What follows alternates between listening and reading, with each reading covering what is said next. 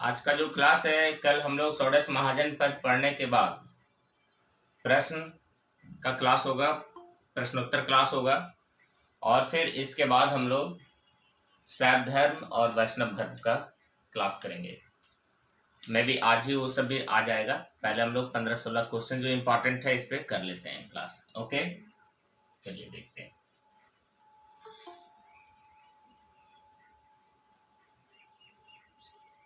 ये कल हम लोग पढ़ चुके थे गांधार तक।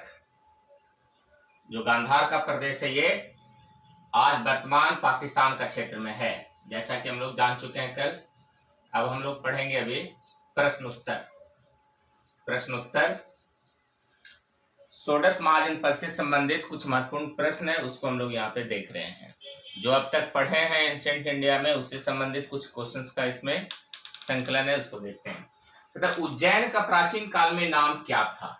उज्जैन, चंडप्रघोत का जो एरिया है उज्जैन मालवा क्षेत्र का, उसका क्या नाम था?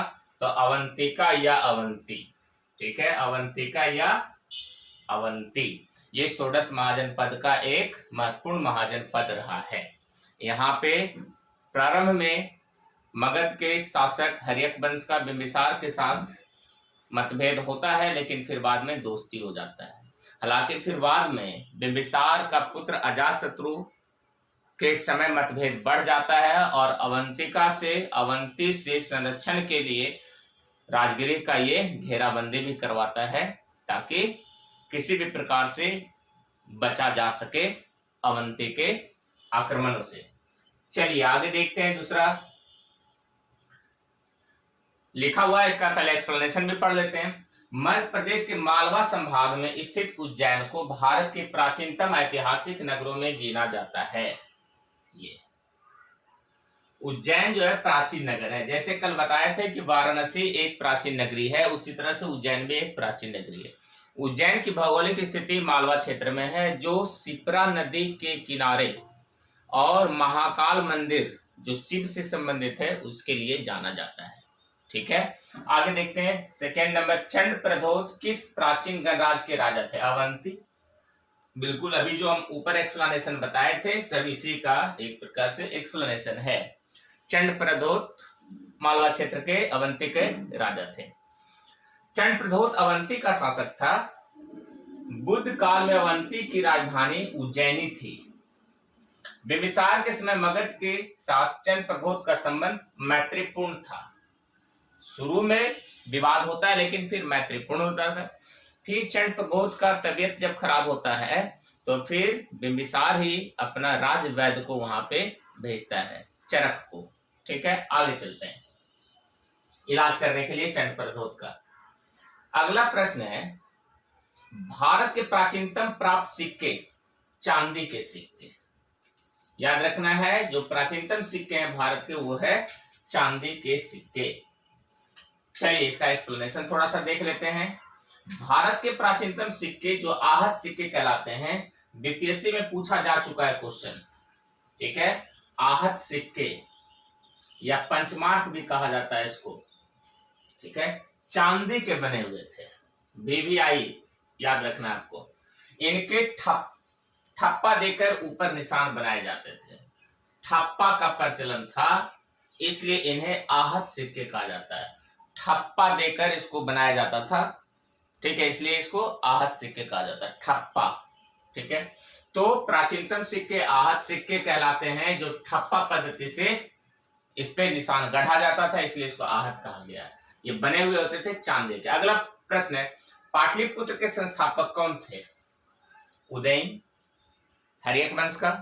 आपको मालूम है कि उदयन भी पृथ्वी हत्या के रूप में, हंता के रूप में जाना जाता है। इसने भी अपना पिता अजातशत्रु का हत्या किया था। जैसे अजातशत्रु अपने पिता को हत्या किया था बिंबिसार का, उसी प्रकार से उदयन भी अपने पिता अजातशत्रु का हत्या किया था। इसलिए हर्यक वंश में दो पृथ्वी हंता शासक हैं, अजातशत्रु और उदयन। चलिए आगे देखते हैं। थोड़ा सा एक्सप्लेनेशन है, ये भी देख लेते हैं। पाटलिपुत्र की स्थापना अजातशत्रु के उत्तराधिकारी उदयन, अजातशत्रु के उत्तराधिकारी उदयन ने गंगा और सोन नदी के संगम पर किला बनाकर किया था। आपको मालूम है पिछले चैप्टर में जब हम लोग पढ़ रहे थे तो हम लोग देखे थे, ऐसे यहाँ पे हम बताकर दिखा रहे हैं आपको। देखिए ये गंगा नदी और यही है पाटलिपुत्र। इधर सोन है, ये सोन नदी है, ये गंगा और ये है सोन, और इधर से आती है इसमें गंडक। ये नॉर्थ हुआ और ये साउथ हुआ, और ये पाटलिपुत्र। इसको बसाया था उदयन, जो कि अजातशत्रु का पुत्र। ठीक है, चलिए हम लोग देखते हैं। और ये साइड में भी एक नदी है, पुनपुन, पुनपुन, पुनपुन नदी। ठीक है, आगे चलते हैं हम लोग।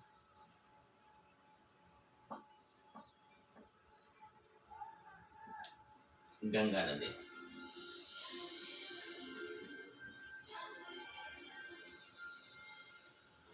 चलिए अगला प्रश्न पे आते हैं हम लोग। प्राचीन पाटलिपुत्र की स्थापना अजातशत्रु के उत्तराधिकारी उदयन ने गंगा और सोन नदी के संगम पर एक किला बनाकर किया था। इसने मगध साम्राज्य की राजधानी राजगिरी से पाटलिपुत्र स्थानांतरित की थी। शिशुनाग वंश, नंद वंश और मौर्य वंश की राजधानी रहा है पाटलिपुत्र। शिशुनाग वंश का, नंद वंश का और मौर्य वंश का राजधानी रहा है पाटलिपुत्र। हालांकि जब शिशुनाग वंश की स्थापना होती है तो राजधानी जो है वैशाली चला जाता है शिशुनाग लेकर, लेकिन कालाशोक पुनः फिर इसको राजधानी को ले आता है पाटलिपुत्र। चलिए आगे देखते हैं। प्राचीन नगर जो महाभारत और महाभाष्य दोनों में उल्लिखित हैं वो है मध्यमिका नगरी। मध्यमिका नगरी थोड़ा अटपटा क्वेश्चन है। प्राचीन नगर जो महाभारत और महाभाष्य दोनों में उल्लिखित है वो है मध्यमिका नगरी। अब इसका एक्सप्लेनेशन पढ़िए, समझ में आ जाएगा। मध्यमिका नगरी राजस्थान भारत में चित्तौड़ के निकट एक प्राचीन नगरी है। विराट नगर, जैसा कि जयपुर कल बताए थे, विराट नगर या बैराट जयपुर का उल्लेख भी महाभारत और महाभाष्य दोनों में है। पांडवों ने अपना अज्ञातवास यहीं व्यतीत किया था, इसी विराट क्षेत्र में। तो मध्यमिका नगरी का उल्लेख महाभारत और महाभाष्य दोनों में मिलता है, साथ ही विराट का भी मिलता है, जो कि हम लोग जयपुर के रूप में जानते हैं। कल हम लोग चर्चा कर लिए थे इस पे। आगे प्रश्न देखते हैं। उदयन वास वध कथा की दंत कथा संबंधित है उज्जैन से। उज्जैन वही अवंती वाला क्षेत्र, उज्जैन से। बहुत रोचक है ये कहानी है, एक सुन लेते हैं एक्सप्लेनेशन में या देख लेते हैं। इस कथा को महाकवि भास ने अपने नाटक स्वप्नवासवादतम में लिखा है या वर्णित किया है। इस नाटक में वत्स, राजधानी कौशाम्बी, जैसा कि कल पढ़े थे इलाहाबाद का क्षेत्र में, वहां का नरेश उदयन, ये उदयन नहीं जो हर्यक वंश का है, ये वत्स का एक नरेश है उदयन, और अवंती नरेश प्रद्योत की पुत्री वासवदत्ता की प्रेम कथा का वर्णन है भास के द्वारा जो नाटक लिखा गया है स्वप्नवासवादता में। तो उदयन दो है, एक वत्स प्रदेश का नरेश और एक उदयन हर्यक का तीसरा शासक उदयन। तो ये जो हम लोग पढ़ रहे हैं उदयन वासवाद कथा जो है दंत कथा, इसमें किस उदयन का चर्चा? तो वत्स प्रदेश का उदयन का चर्चा है जो कौशाम्बी इलाहाबाद का क्षेत्र का है। ठीक है, उदयन का प्रेम कथा इसमें वर्णन है। कथा उस समय की है जब उदयन उज्जैनियों के कारागार में कैद थे। उदयन उज्जैनियों के कारागार में कैद थे, उस समय का ये कहानी है स्वप्नवासवादता। ठीक है, आगे चलते हैं। क्लियर हो जाना चाहिए, ये उदयन अलग है और जो मगध का उदयन है वो अलग है। ये वत्स प्रदेश का उदयन है, और मगध वाला जो उदयन है वो हर्यक डायनेस्टी से संबंध रखता है। चलिए आगे देखते हैं, प्रथम मगध साम्राज्य का उत्कर्ष किस शताब्दी में हुआ था? मगध साम्राज्य का उदय किस शताब्दी में हुआ था? तो 600 बीसी में हुआ था। ये तो आपको मालूम ही है, 600 बीसी में महाजनपद का उदय हुआ था, षोडश महाजनपद का। तो मगध का भी उदय पूछा जाएगा तो आंसर वही देना, 600 बीसी के आसपास देना, जो कि शक्तिशाली षोडश महाजनपदों में से एक था। प्रथम मगध साम्राज्य का उत्कर्ष बिंबिसार के समय में हुआ था, जो हर्यक वंश से संबंध रखता है। हर्यक वंश से संबंध रखता है, इंपॉर्टेंट VVI है, याद रखेंगे। आगे का फिर प्रश्न है,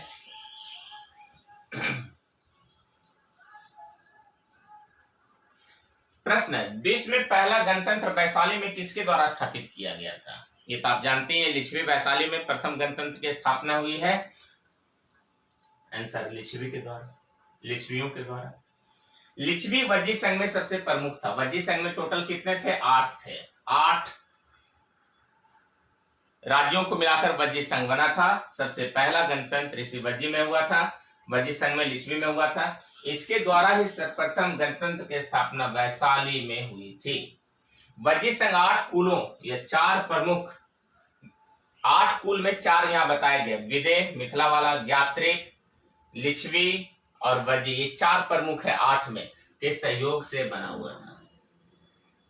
ठीक है, विदेह, ज्ञात्रिक, लिच्छवी और वज्जी, 8 में ये 4 का यहाँ पे वर्णन है। कुल 8 राज्य थे वज्जी संघ में। चलिए आगे, यही सब क्वेश्चन फिर रिपीट करेगा एग्जाम में, इसलिए अच्छा से ये सब करते जाइए। जो इंपॉर्टेंट हम निकाल करके एक जगह लिख करके बहुत मेहनत से आप लोगों को बता रहे हैं, समझा रहे हैं। बस वीडियो देखते जाइए और फिर समझते जाइए। अब एग्जाम बहुत नजदीक आते जा रहा है, जुलाई में फॉर्म आ जाएगा और अक्टूबर लास्ट नवंबर में एग्जाम हो जाएगा, इसलिए बहुत अच्छा से पढ़िए। और जो लोग आपके सानिध्य में कहीं हैं जो नहीं क्लास कर पा रहे हैं, उनको भी वीडियो संप्रेषित कीजिए। ठीक है, हाँ। चलिए, शताब्दी ईसा पूर्व के 16 महाजनपदों के विषय में किस बौद्ध ग्रंथ में मिलती है सूचना? पढ़ चुके हैं, अंगुत्तर निकाय, VVI। अंगुत्तर निकाय एक बौद्ध ग्रंथ है। बौद्ध ग्रंथ अंगुत्तर निकाय में 6ठी शताब्दी ईसा पूर्व 600 बीसी ईसा पूर्व के 16 महाजनपदों की सूचना मिलती है, जो इस प्रकार है: अंग, मगध, काशी, कौशल, वत्स, वज्जी, मल, चेदी, कुरु, पांचाल, मगध, सूरसेन और अवंती। ठीक है, यहाँ पे लिखा गया है। तो इस प्रकार से आप जानते हैं 16 महाजनपद। चलिए, कंबोज और गांधार आज के पाकिस्तान के क्षेत्र में है। चलिए आगे, यहाँ पे और भी दिया हुआ है, कंबोज, गांधार लिखा हुआ है, अस्मक। ठीक है, जैन ग्रंथ भगवती सूत्र में भी 16 महाजनपद कल बताया गया था। एक भगवती सूत्र और एक अंगुत्तर निकाय में 16 महाजनपदों की चर्चा है। चंपा किस महाजनपद की राजधानी थी? अंग। ये बिहार का भौगोलिक क्षेत्र में चंपा, वही मुंगेर, भागलपुर का क्षेत्र चंपा है ना। तो अंग, चंपा किस महाजनपद की राजधानी थी? अंग का। इसी अंग का राजा कभी दानवीर कर्ण के रूप में भी महाभारत में देखने को सुनने को मिलता है, कथा है। अगला प्रश्न का, इस प्रश्न का एक्सप्लेनेशन थोड़ा सा देख लेते हैं। उत्तरी बिहार के वर्तमान भागलपुर तथा मुंगेर जिले और महाजनपद के अंतर्गत आते थे। ठीक है, इसकी राजधानी चंपा थी। महाभारत और पुराणों में चंपा का प्राचीन नाम मालिनी है, कल भी बताया गया था मालिनी, चंपा का। निकाय के अनुसार, अंगुत्तर निकाय के अनुसार इस नगर का निर्माण योजना वास्तुकार गोविंद ने की थी। निकाय है अंगुत्तर निकाय, अंगुत्तर निकाय। तो अंगुत्तर निकाय के अनुसार जो अंग प्रदेश है, जो चंपा नगर है, उसका रचनाकार था गोविंद। चलिए अगला प्रश्न पढ़ते हैं। अगला प्रश्न है, 16 महाजन पदों के युग में मथुरा किसकी राजधानी थी? सूरसेन। कल हम लोग पढ़े थे, उत्तर प्रदेश में मथुरा जो क्षेत्र है वो सूरसेन की राजधानी है। ठीक है, चलिए आगे देखते हैं। मगध की राजधानी थी गिरिवज्र, कल आया था ये, गिरिवज्र, राजगिरी, गिरिवज्र या राजगिरी, VVI। पुराणों के अनुसार मगध पर शासन करने वाला पहला राजवंश बृहद्रथ था और इसके बाद हर्यक वंश आता है। इस वंश के पहले राजा बृहद्रथ का पुत्र जरासंध, जरासंध का नाम सुने होंगे, आज भी राजगीर यदि घूमने जाते हैं तो जरासंध का वहां पे आप अखाड़ा देखेंगे। तो जरासंध था जिसने गिरिवज्र को अपनी राजधानी बनाया।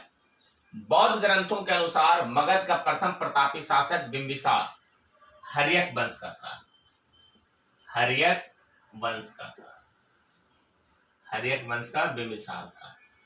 अच्छा से याद रखेंगे। वीडियो आप देख रहे हैं, अच्छा लग रहा है, जरूर इसे और भी आगे फॉलो कीजिए। वो किसी भी माध्यम से ग्रुप में आप इसको डाल सकते हैं, टेलीग्राम हो, व्हाट्सएप हो, फेसबुक हो, कहीं पे भी इसको जरूर संप्रेषित कीजिए आगे। तो गिरिवज्र, बस इतना ही याद रखना है। गिरिवज्र का आधुनिक नाम क्या है? तो राजगीर हो जाएगा। ठीक है, ऐसा भी क्वेश्चन आ सकता है। आप देखिएगा बीपीएससी में क्वेश्चन तो पूछा गया है कि झारखंड की राजधानी कहाँ है? रांची। ठीक है, तो इस तरह से भी एक आध क्वेश्चन आ जाता है जो बीच में आ जाएगा और गलती भी हो जाता है, इसलिए अच्छा से याद रखिएगा इसको। चलिए, प्राचीन मालिनी, जैसे अभी नाम आ गया, चंपा को मालिनी भी कहते थे, है ना। प्राचीन श्रावस्ती का नगर विन्यास किस आकृति का? अर्धचंद्राकार। श्रावस्ती कौशल के क्षेत्र का श्रावस्ती, कौशल जो कि फैजाबाद वाला कल बताए थे, उसी में कौशल क्षेत्र में। श्रावस्ती की पहचान अलेक्जेंडर कनिंघम ने 1861 ईस्वी में उत्तर प्रदेश के गोंडा के निकट सहेत महेत वर्तमान श्रावस्ती नाम स्थान से की थे। Alexander Cunningham. उत्खननों के आधार पर ज्ञात हुआ है कि प्राचीन श्रावस्ती नगर विन्यास अर्धचंद्राकार थे। हालांकि बीपीएससी के लिए ये क्वेश्चन नहीं है, ये उत्तर प्रदेश लोक सेवा आयोग के लिए इंपॉर्टेंट है, लेकिन जान लेना है श्रावस्ती जो क्षेत्र है वो अर्धचंद्राकार है। चलिए अगला प्रश्न है, मगध के किस प्रारंभिक शासक ने राज्यारोहण के लिए अपने पिता की हत्या की एवं इसी कारणवश अपने पुत्र द्वारा मारा गया? यह इतिहास में पहला साक्ष्य है, तो ये होगा अजातशत्रु। प्रत्यंतहंता कहा जाता है ना, प्रत्यंतहंता अजातशत्रु। हालांकि फिर अजातशत्रु को भी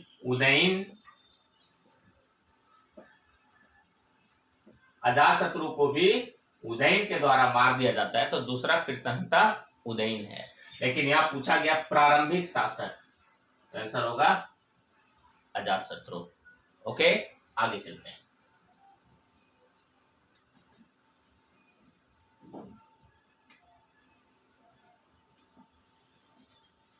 कल आपको 140 प्लस बताया गया था। अब तक 165 प्लस स्टूडेंट्स का सिलेक्शन अपने चंपारण आईएएस संस्थान से हुआ है।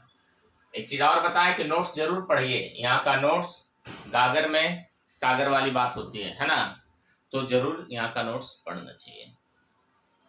सागर में गागर और गागर में सागर, समझ ही गए होंगे। मगध का शासक अजातशत्रु 492 से 462 ईस्वी पूर्व, बिंबिसार के बाद। और बिंबिसार कब बनते हैं? 540 से 492 तक बिंबिसार का शासन काल है। अपने पिता हर्यक वंश के संस्थापक बिंबिसार की हत्या कर राजगद्दी पर बैठा था। इसकी हत्या भी उसके पुत्र द्वारा उदयन ने कर दी थी। किसका? अजातशत्रु का, जैसा कि अभी ऊपर लिखे। किसने मगध साम्राज्य में वज्जी गण संघ को हराकर आत्मसात किया था? अजातशत्रु। उस पार भी हरा दिया था अजातशत्रु। वज्जी संघ यानी कि गंगा उस पार भी अजातशत्रु हरा दिया था। महाशिला कंटक, रथमूसल जैसे हथियारों का प्रयोग करके अजातशत्रु ने अपना वर्चस्व, अपना परचम लहराया था। उस साइड में भी, वज्जी संघ में भी, ये चीजें यहाँ पे लिखा हुआ। रथमूसल का किसने प्रयोग किया था? तो आंसर अजातशत्रु होगा। ठीक है, चलिए आगे देखते हैं। थोड़ा सा एक्सप्लेनेशन है, देख लेते हैं हम लोग। वैशाली वज्जी संघ का प्रमुख गणराज्य था। यहाँ के शासक लिच्छवी। बिंबिसार के समय मगध एवं वज्जी संघ में मनमुटाव था, जो अजातशत्रु के समय में संघर्ष में बदल गया। ये बस यही जानना। मालवा क्षेत्र पर, मालवा वही हो गया अवंती का क्षेत्र, अवंती क्षेत्र पर मगध की सत्ता का विस्तार किसके शासनकाल में हुआ? शिशुनाग, बहुत इंपॉर्टेंट, कल भी बताए थे। शिशुनाग एक वेश्या से पैदा हुआ शासक था, ठीक है, इतिहास में लिखा हुआ है। इसने अवंती तक अपना विस्तार कर लिया था और इसने पाटलिपुत्र से राजधानी ले चला गया था वैशाली। फिर बाद में इसका पुत्र कालाशोक जब आता है तो वो वैशाली से फिर अपना राजधानी ले आता है पाटलिपुत्र, ठीक है। आगे चलते हैं। शिशुनाग जो कि बहुत ही शक्तिशाली अमात्य था हर्यक वंश में ही, है ना, नागदशक के समय में, क्योंकि हर्यक वंश का अंतिम शासक नागदशक है, उसी को अपदस्थ करके उसी का आदमी रहता है शिशुनाग और शिशुनाग वंश की स्थापना करता है।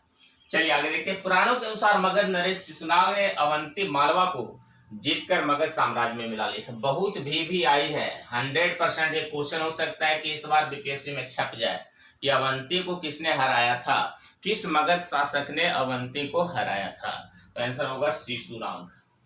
भी आई, ये रट लीजिए, अच्छा से आ रहा है क्वेश्चन इस बार। मगध में नंद वंश का संस्थापक कौन था? महापद्म नंद। शिशुनाग वंश अंतिम होता है और नंद वंश का प्रारंभ हो जाता है महापद्म नंद के द्वारा। चलिए ठीक है, आगे देखते हैं। अभी ये सब डायनेस्टी पढ़े नहीं है, पढ़ेंगे, बहुत मजा आने वाला है अभी। मगध पर शिशुनाग वंश के पश्चात नंद वंश का वर्चस्व स्थापित हुआ। नंद वंश का संस्थापक महापद्म नंद था अथवा इसे उग्रसेन भी कहा गया है। पुराणों में महापद्म नंद को सर्वशांतक भी कहा गया है, सर्वनाश कर देने वाला, है ना, और अप्रो परशुराम भी कहा गया है महापद्म नंद को। बहुत ही ये भी शक्तिशाली था। और नंद वंश के बाद फिर मगध पर जो साम्राज्य आएगा मौर्य साम्राज्य। फिर मौर्य साम्राज्य का तो कहना ही नहीं है, चंद्रगुप्त मौर्य पढ़ेंगे, अशोका पढ़ेंगे, एक से एक शासक उसमें हम लोग पढ़ेंगे। चलिए ठीक है, नंद वंश के पश्चात मगध पर किस राजवंश ने शासन किया? आंसर मौर्य वंश है। भी आई, ये सब क्वेश्चन अच्छा से याद रखिएगा, आ सकता है एग्जाम में, डायरेक्ट ये सब आ जाएगा एग्जाम में क्वेश्चन, और वहां पे नहीं बनता है। मगध के नंद वंश की स्थापना शिशुनाग वंश का अंत करके की गई थी, किसके द्वारा? महापद्म नंद के द्वारा। और नंद वंश में कुल 9 राजा हुए, ठीक है, याद रखेंगे, 9 राजा हुए नंद वंश में। नंद वंश के अंतिम काल में जनता में घृणा एवं असंतोष का वातावरण व्याप्त हो गया। इसी का लाभ उठाकर चंद्रगुप्त मौर्य ने और चाणक्य ने नए वंश मौर्य वंश की स्थापना की। चंद्रगुप्त मौर्य ने चाणक्य की सहायता से, या चाणक्य का नाम सुने होंगे, की सहायता से घनानंद की हत्या करके नंद वंश को अंत कर दिया और एक नया डायनेस्टी मौर्य वंश की स्थापना होती है। ये 2 नाम बहुत ही मौर्य वंश के लिए इंपॉर्टेंट है। इसी के द्वारा चंद्रगुप्त मौर्य चाणक्य की सहायता से, यही चाणक्य है विष्णुगुप्त भी, विष्णुगुप्त या कौटिल्य, चाणक्य का ही ये 2 अन्य नाम है, ठीक है। जब हम लोग पढ़ेंगे मौर्य साम्राज्य तो बहुत ही अच्छा लगेगा, है ना। उसी समय हम लोग मेगास्थनीज वगैरह, इंडिका वगैरह को हम लोग पढ़ेंगे, अशोका पढ़ेंगे। राजा नंद का उल्लेख करने वाला अभिलेखीय में प्रमाण है ना। अभिलेखीय प्रमाण क्या है? खारवेल का हाथी गुम्फा अभिलेख, उड़ीसा का क्षेत्र है ये खारवेल। राजा खारवेल कहाँ रहते थे? कलिंग में। कलिंग कहते हैं उड़ीसा को। चलिए, कहते हैं कलिंग के चेदी वंश का सबसे, खारवेल किस वंश से? चेदी वंश, याद रखेंगे, बहुत इंपॉर्टेंट है, का सबसे प्रतापी शासक खारवेल था। इसके विषय में जानकारी का प्रमुख स्रोत क्या है? तो हाथी गुम्फा अभिलेख। बहुत भी आई, हाथी गुम्फा अभिलेख किस राजा से संबंधित है? खारवेल। खारवेल का संबंध किस वंश से? चेदी वंश से। नंद वंशीय शासक महापद्म नंद द्वारा कलिंग में नहर खुदाए जाने का भी उल्लेख मिलता है, अर्थात यह नहरों की जानकारी देने वाला प्रथम अभिलेखीय साक्ष्य भी है हाथी गुम्फा अभिलेख, जो कि कलिंग में नहर भी खुदवाया गया था, हमें जानकारी मिलता है महापद्म नंद के द्वारा। याद रखिएगा, जो महापद्म ये जो खारवेल है वो किस वंश का है? तो आंसर याद रखना है चेदी वंश। चलिए और अब लास्ट प्रश्न है, गौतम बुद्ध के समय का प्रसिद्ध वैद्य जीवक किसके दरबार से संबंधित था? बिंबिसार। जीवक, शायद हम इसके पहले चरक बोल दिए थे क्या? यदि चरक बोल दिए तो गलत हो जाएगा, वो चरक नहीं है, जीवक। हाँ, जीवक। ये चंडप्रद्योत को इलाज करने के लिए अवंती गया था बिंबिसार के कहने पर। गौतम बुद्ध के समय का प्रसिद्ध वैद्य जीवक बिंबिसार के दरबार से संबंधित था। बिंबिसार ने अपने राजवैद्य जीवक को अवंती नरेश चंडप्रद्योत के राज में चिकित्सा सेवा के लिए भेजा था। याद रखेंगे, बहुत इंपॉर्टेंट है ये। बिंबिसार किसको भेजा था? तो जीवक को। ठीक है। कालपी नगर किस नदी के तट पर स्थित है? कालपी, यमुना, यमुना नदी के तट पर। कालपी नगर उत्तर प्रदेश के जालौन जिले में स्थित एक नगर है। यह यमुना नदी के तट पर स्थित है। प्राचीन काल में यह कालप्रिय के नाम से भी विख्यात था, कालपी नगर। हालांकि यूपी के लिए ज्यादा इंपॉर्टेंट है, बिहार के लिए इंपॉर्टेंट क्वेश्चन नहीं है। समय के साथ नाम संक्षिप्त होकर कालपी हो गया। 4वीं सदी में राजा वासुदेव द्वारा बसाया गया था ये कालपी, है ना। ये उत्तर प्रदेश एग्जाम के लिए जो कालपी नगर है वो उत्तर प्रदेश में है, ये जानना है आपको। वासुदेव के द्वारा बसाया गया नगर है।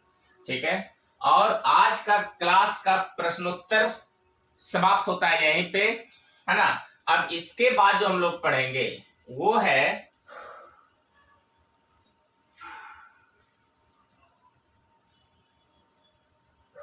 शैव धर्म। ठीक है। यदि आप लोगों को क्लास डिस्टर्ब हो रहा है, आप लोगों का क्लास, तो फिर ये क्लास हम लोग कल करेंगे, और ज्यादा बेहतर है कि कल ही ये क्लास करते हैं। ठीक है। कल से शैव धर्म हम लोग शुरू करेंगे, और फिर वैष्णव धर्म शुरू करेंगे, और उसके बाद से हर्यक वंश आ जाएगा। ओके, आज का क्लास यहीं तक। That's it.